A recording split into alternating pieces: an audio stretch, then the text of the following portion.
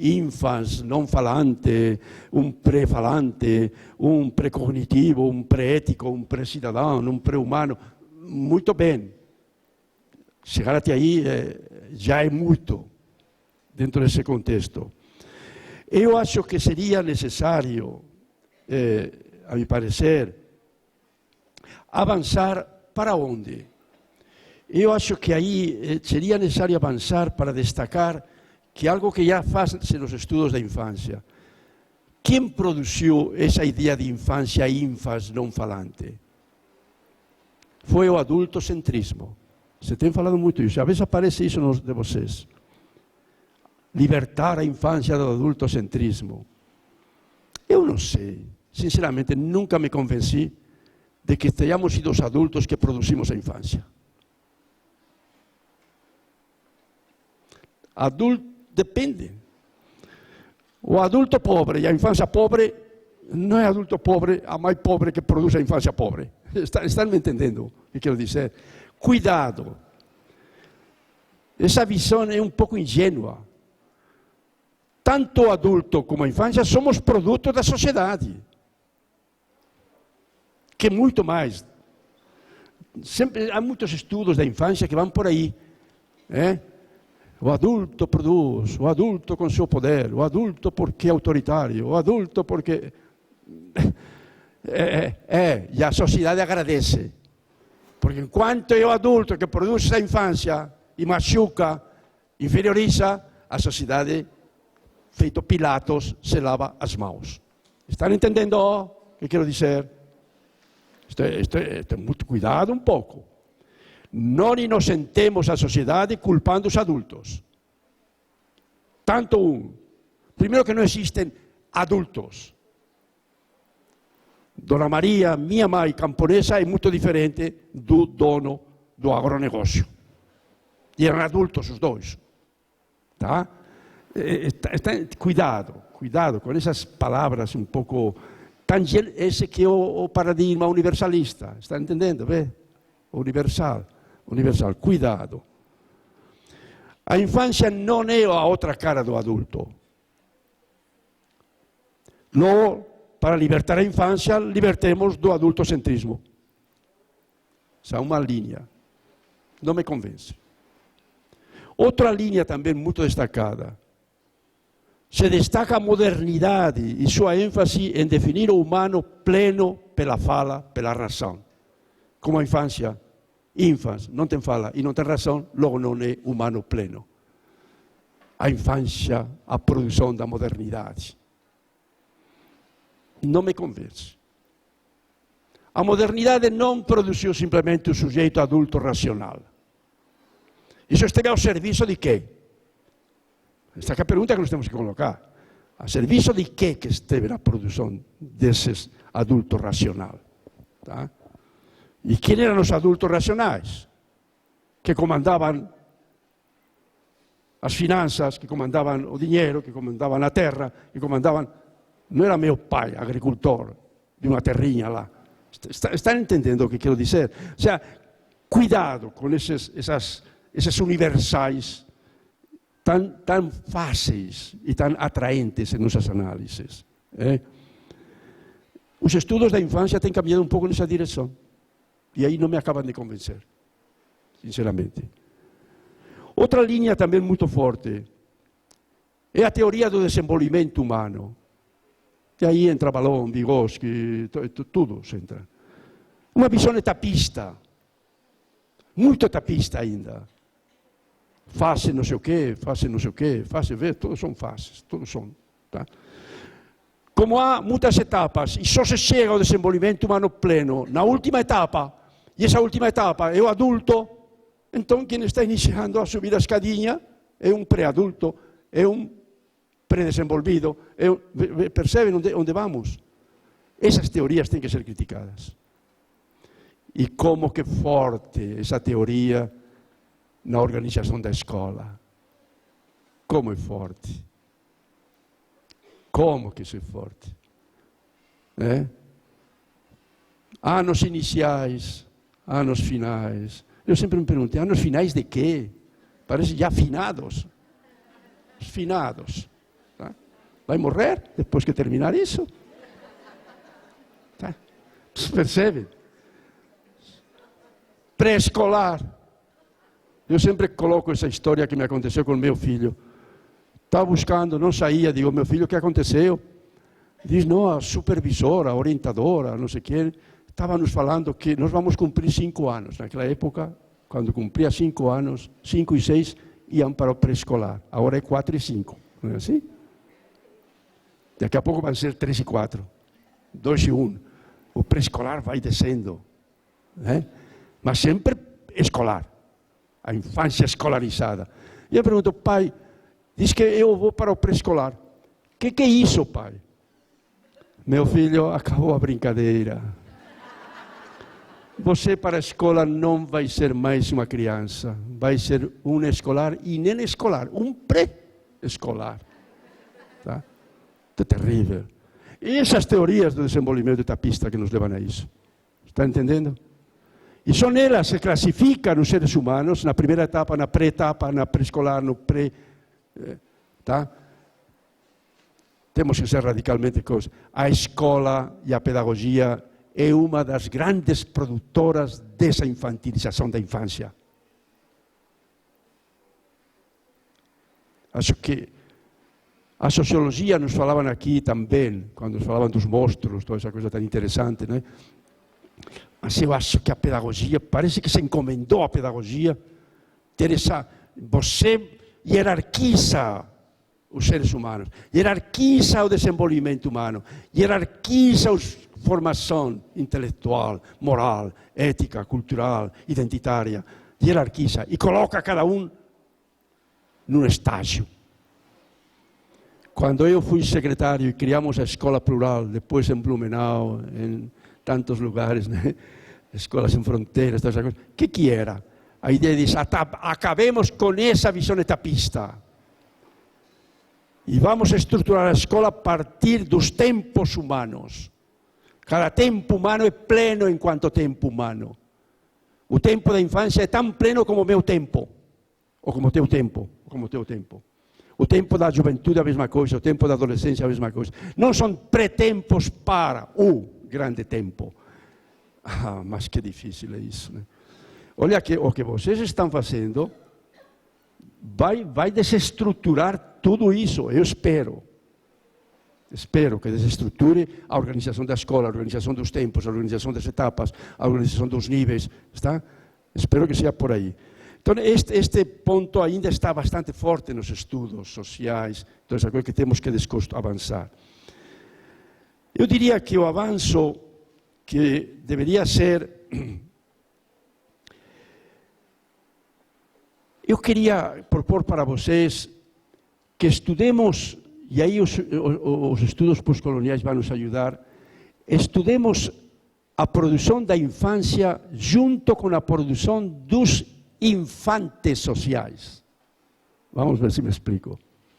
Não só a infância foi infantilizada, como sem fala, sem voz, os negros, indígenas, quilombolas, pobres, mulheres, com orientação sexual diferenciada, são os sem voz, os ainda não, são os inferiores. Só entenderemos os processos sociais brutais de inferiorização da infância, colando a infância a esses processos brutais de produção dos outros como inferiores. Me estão entendendo? Ok? Então não é simplesmente dizer que não existe uma única infância, existe a infância negra, a infância pobre, a infância mulher. Não, isso também não adianta muito. A questão fundamental é, se queremos ir à raiz de como que a infância pobre, negra, que chega às nossas escolas, do campo, da periferia, indígenas, quilombolas, famintos, chegam, se queremos entender essas infâncias, temos que entender a produção dos coletivos sociais aos quais eles pertencem. Está claro? Volto a repetir, temos que entender a produção social, política, cultural e até pedagógica dos coletivos sociais aos quais eles pertencem. A nossa sociedade foi especificamente as sociedades latino-americanas.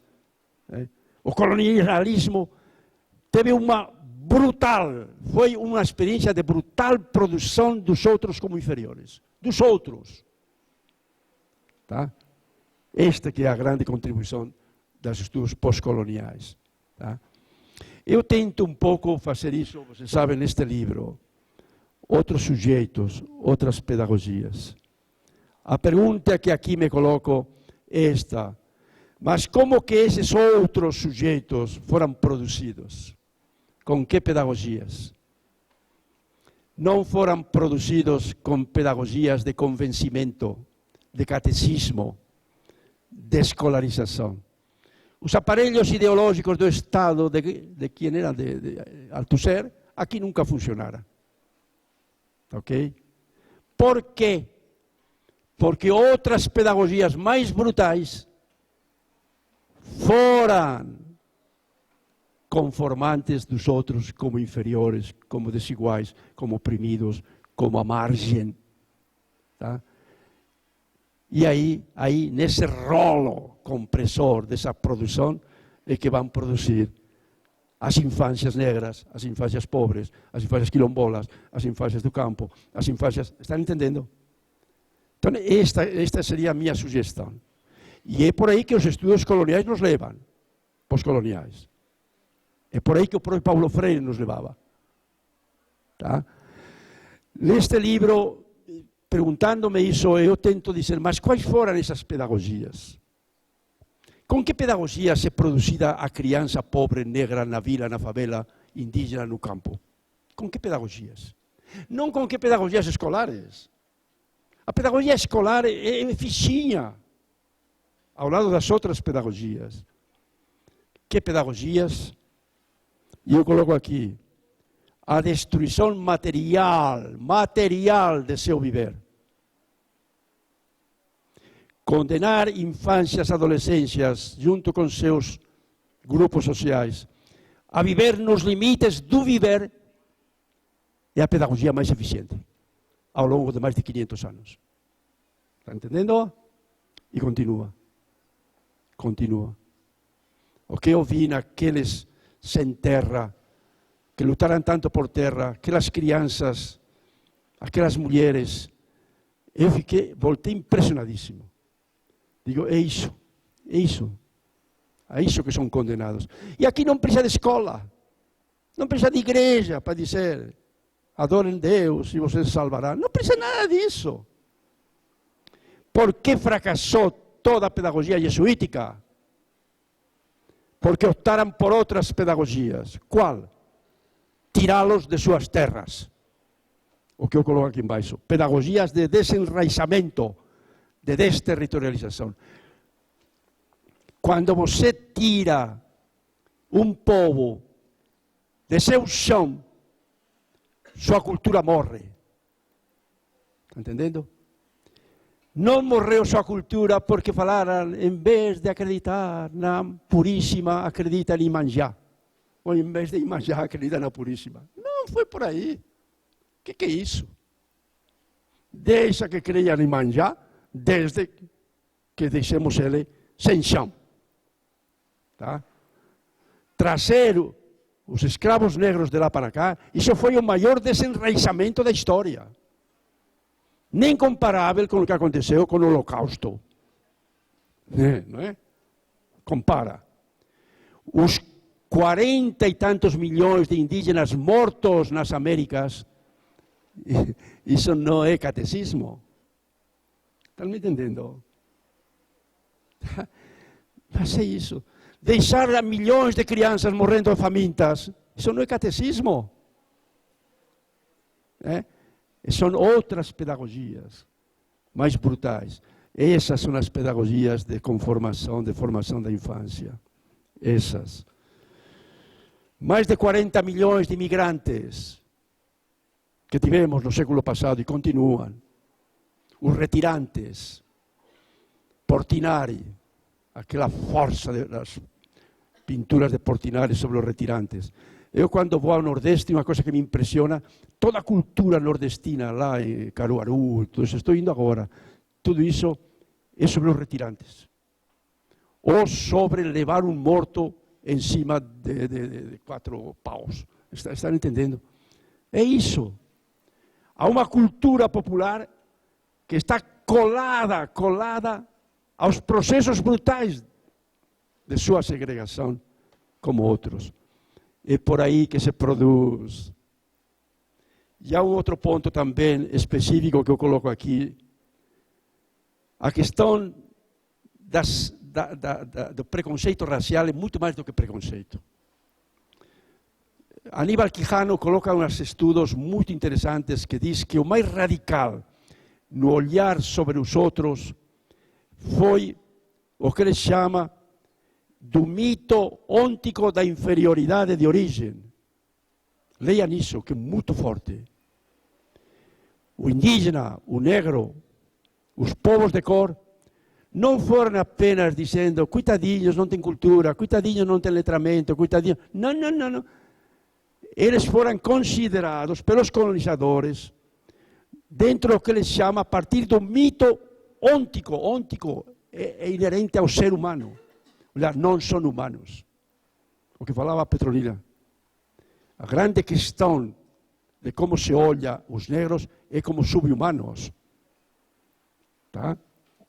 E os indígenas, e os camponeses, e os quilombolas, e os favelados. Então, esses são os grandes processos brutais de produção dos outros, dos infants, já adultos, para entender os processos brutais de produção de suas infâncias. Bom, já disse que está terminando isto aqui. Eu queria colocar também um ponto. Neste livro, eu insisto que junto com essas pedagogias brutais de destruição de sua humanidade, de sua identidade, de suas culturas, sempre houve resistências. Está claro? Sempre. É curioso. Sem terra, luta pela terra. Sem teto, luta pelo teto. Sem território, luta pelo território. Sem identidades de raça, de gênero, luta pela identidade de raça, de gênero. Estão me entendendo? Aí que se dão os processos de formação mais radicais. Inclusive das infâncias que acompanham essas resistências. Está? Isso que faltou um pouco, isso nos análises de vocês. Tá? Eu aconselho isso. Porque se não olhamos essa parte, caímos numa espécie de desespero, por favor. Se essa é a brutalidade em que se produz a infância, as infâncias essas, se produz seus grupos sociais, raciais, étnicos do campo, de gênero, que resta? Criança na escola para aprender o beabá. Eu acho que o que nós temos que entender muito bem, a escola só é importante se ela se vincula com os processos de deformação e de resistência a essa deformação ou deformação que acontecem nos espaços fora da escola. Está claro isto? Repito, a escola por si mesma não é capaz de formar a ninguém. Só se ela se enxerta nos processos de desumanização e de humanização pela resistência que essas crianças já levam para a escola. É aí que temos que insistir. Está claro? E aí termino com o que Paulo Freire sempre nos falava. Se há um processo de humanização que acompanha, ele falava ôntico, de humanização que acompanha a história e do qual são sujeitos os próprios oprimidos, resistindo a tudo isso, não esqueçamos que sempre ao processo de humanização, e essa é a função da pedagogia, ajudar para que o humano seja humano, se sempre acompanhou um processo de desumanização. Então, quando pensamos nessas crianças, lembremos de Paulo Freire. Não só de que processos de humanização elas chegam, mas que humanidades lhes são roubadas. Ele usa essa expressão. humanidade roubada. A função da escola não é só humanizar. A função da escola com essas crianças é recuperar, essa palavra de Paulo Freire, a humanidade que lhes foi roubada. Esta é a pedagogia. Uma pedagogia que recupera, não só que humaniza, não só que diz, menina, você é negra, mas é linda, você é tal, muito bem, mas não é suficiente. Não é suficiente dizer, você tem voz, você não é ninfas, você é tal, você... Não é suficiente. O problema é que talvez se escutemos suas vozes, vai nos dizer dos processos brutais que lhe roubam sua humanidade. Ok? E aí, nesse momento, a pedagogia tem a obrigação. Do contrário, ela é melhor que deixe o menino na rua, ou com a mãe, de recuperar a humanidade que lhe é roubada. Tá? E aí, para terminar, eu queria falar uma coisa. Em que tempos estamos? Estamos em tempos de, para não dizer que não falei de flores? Tem um texto meu que vocês podiam ler, estou fazendo propaganda. É um texto, porque eu procuro estar atento a essas... Isso me instiga muito. Um texto que saiu na revista Educação em Revista, da Faculdade de Educação da UFMG, onde eu trabalho. E o título é O Direito à Educação em Tempos da Nova Segregação Social e Racial. Estamos em tempos brutais de nova segregação, nova, porque sempre existiu, mas está novíssima e requintadíssima, social e racial. Qual que é?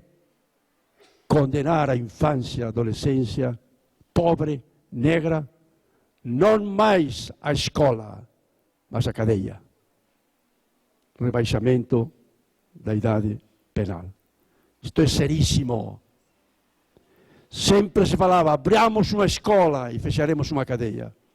Agora, nossas elites, que nem abriram escolas, nem ajudaram os educadores para educar essa infância e adolescência, tá? Dizem, educadora, educadores, não adiantou abrir escola, você não foi capaz de educar nos valores da respeito à propriedade, à vida, à ordem dessa infância violenta, que nos violenta e ameaça. Fechemos as escolas, está se decretando que nós não servimos para nada. Isto é muito sério. Se se nos encomendou educar essa infância e adolescência para que tivesse valores de civilidade, de respeito à propriedade, de respeito à vida, nem isso conseguimos.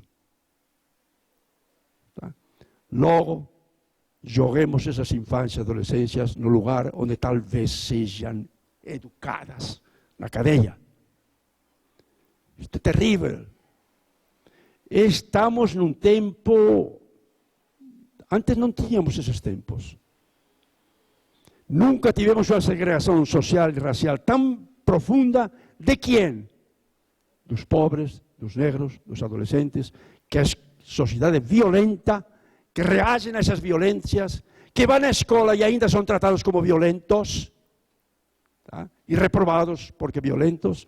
Então, joga eles na cadeia. A partir dos 12 anos já pode. E se eles invadem as praias e fazem arrastão, não deixam nem chegar à praia, não é isso que no Rio? Olha em que tempos estamos. Bom, gente, diante dessa realidade, com que olhar a infância? Com que olhar dá ainda para acreditar na educação da infância quando nos falam que melhor do que você, professorinha, professora, vai ser o policial, que os extermina ou os mantém bofando na cadeia. Desânimo, reação, por favor. Muito obrigado a vocês.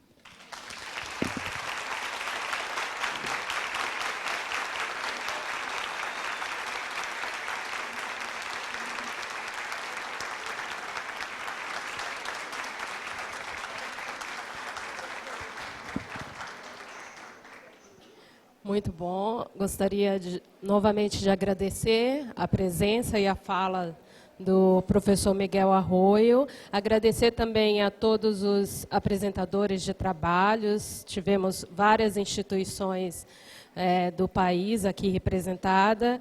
E encerrar essa parte da manhã e estaremos de volta às 2 horas. Espera aí, que ela vai encerrar e eu queria ter falado que o que... Não, é verdade, que com que corpos precarizados chegam essas crianças nas escolas? Tá? De que trabalho chegam 10 milhões de crianças à escola e da escola para o trabalho? Esses são os processos brutais. E agora vai sair o outro, agora daqui a um tempinho, né? Pobreza infância. Já estava conversando com o Jader também, espaço infância. Qual é a ideia? A ideia é chamar a atenção à pedagogia. Por favor, pedagogia. Acaba com esses paradigmas românticos da infância, que essa infância que chega pede passagem. Tá bom? Obrigado a vocês.